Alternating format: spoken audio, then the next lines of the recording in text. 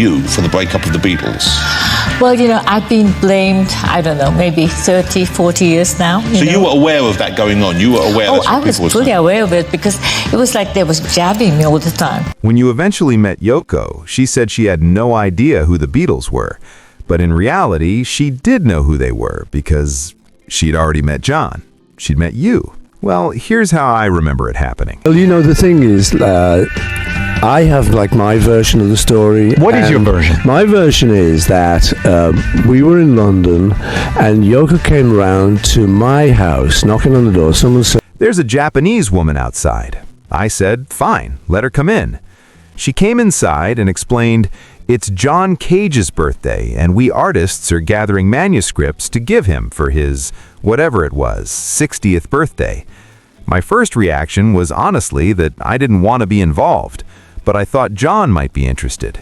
As I remember it, I then said, "Well, he lives here," and he took that badly. That was a very paranoid period. I know. Let's be honest. We didn't exactly welcome Yoko into the studio.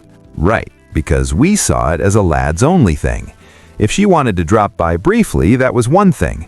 Our girlfriends or wives never stayed in sessions. They might visit the control room briefly, but sitting in the studio with us while we worked felt like crossing a line. Did you ever have the nerve to say that directly to John? No, I didn't. You really didn't. If you had said it, it was obvious without saying it. They were taking it too far, but John always did that. You couldn't just calmly say, "Be sensible and don't bring her into meetings." It was an unspoken understanding.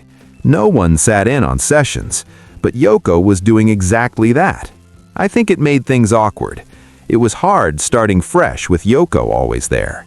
I even began writing a song about white walls because I thought John and Yoko would like it. This wasn't a typical relationship.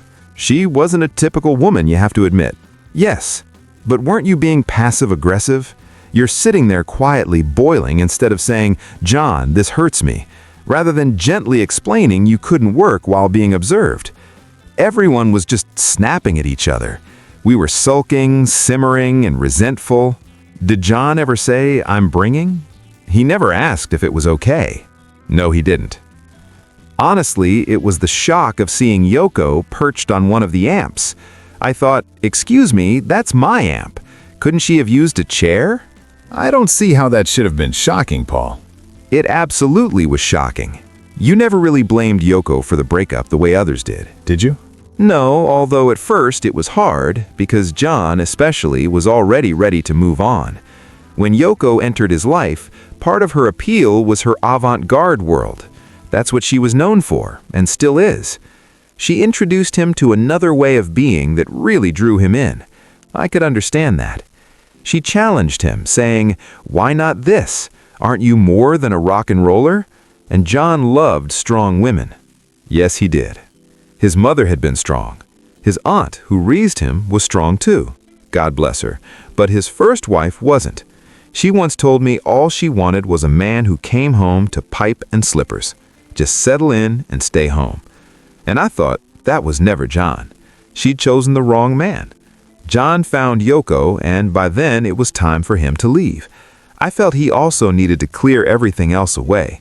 If he was going to be with Yoko, he couldn't have Beatles baggage tagging along. He had to fully commit to her. That was simply the nature of what they had. You think that was her demand? No, it was his. People misunderstand that. John was completely, hopelessly in love with Yoko. Their point was always about being as close as possible. They wanted to be together constantly. And that's fine. Let young love stay close. It wasn't entirely negative. We got a lot out of it too. Eventually, it became clear John was being pulled between Yoko and the Beatles. It came down to Yoko. But she didn't cause the breakup. The band was already falling apart.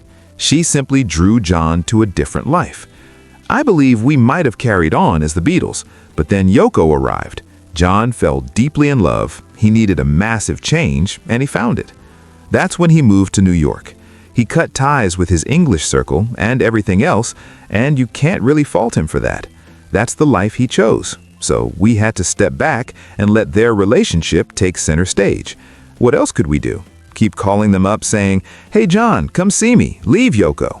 That was clearly never going to happen. John never really had another songwriting partner besides you, did he? Did he ever actually write with anyone else? Yoko. Yoko. Right. But apart from Yoko, it was only you. I suppose so, yes. Though I'm not entirely certain. As far as I know, aside from Yoko, I was the only other person he wrote with. Later on, you even said that Yoko played a crucial role in John's solo career, that the inspiration for Imagine and similar work came from her. She was his muse, in a way. That led him into a very successful second phase of his career, writing songs like Imagine and Give Peace a Chance. I don't believe he would have done that without Yoko. She pushed him in an entirely new direction. Exactly, the avant-garde side, things we'd always admired in others, but suddenly he was fully on that path. Before Lennon's death, Yoko and Lennon lived in New York, where Yoko handled their business affairs, while rumors of tension with McCartney continued. Not long ago, McCartney and his wife Linda met with Yoko again. Should that really have shocked anyone? That's what most people seem to assume. The idea is Yoko and I are at war. That belief comes from things that happened over the last decade. Over the past year or so, though, we've probably had a better relationship than ever before. We found we can suddenly talk to each other. It's strange, really, but she's a pleasant woman. We didn't truly know her until fairly recently. It wasn't until the late 70s or early 80s that I started thinking maybe I misunderstood her, maybe the fault was mine. So I rang her up and began chatting about everyday things. She asked why I was calling. I told her I thought I misjudged her and made a serious mistake. I said that since she was John's wife and I cared deeply for John, he would have wanted me to reach out and say hello, to see how things were. She replied, "Don't do me any favors. Don't call out of pity or sympathy. I don't want that. I don't want charity." At first, I didn't quite know how to take it, but then I realized she was right. I'd always thought she was hard. I don't see her that way anymore. I now think she's the opposite, very loving and caring. I once believed she was pushy, and I think that was wrong. I don't think she is at all. She's simply being herself. She's just more determined than most people to stay true to who she is. Others might give in more easily. In this rather odd clip, a reporter tells Sean and Yoko that Paul McCartney has just been knocked off, meaning his record slipped slightly down the charts. Given John's murder, the wording was clearly unfortunate. Paul McCartney has just been knocked off, and you're going down to number 6? I'm still going up. Sorry, Paul. How does that make you feel? I feel great. Years later, can you laugh about her saying she didn't know who John was, didn't know the Beatles, never heard of them? You knew that wasn't true. I don't know, man. Live and let live. Life's too short for all that. We've already been through it. But you still have to speak with her regularly about Beatles business, so you have to get along. Yeah, to an extent. If you came out today and said Yoko wanted you sexually and knew exactly who the Beatles were, it would probably wreck your business relationship. I'd be finished. Yeah, you'd be dead meat in those meetings. No, we don't have a perfect relationship, that's true, but we manage. You really do? Yeah, absolutely. Being here tonight is an honor, truly. Whatever people thought of John at any given moment, he was a genuinely beautiful human being. It's truly a privilege for me to share this moment with Yoko and Sean. I just want to say how wonderful it is that he's here and how genuinely happy that makes me. I honestly believe Joe would have been delighted. Later on, we realized something quite suddenly. John was deeply in love with this woman. If he wanted her in the studio, then we had no choice but to deal with it, and in time we did.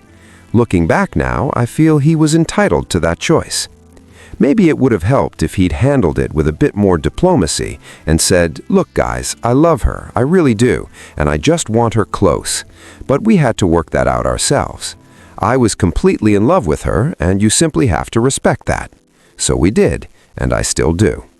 Paul McCartney stepped forward and eased the tension a little by speaking out, which was incredibly kind of him.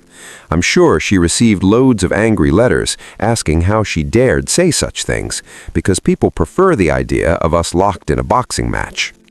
People like having someone to turn into a villain. They like having someone to blame, and you were the obvious choice. After knowing each other for so long, I can say he's a sensitive and intelligent man. Naturally, she understood what was really happening and what wasn't, despite how it appeared.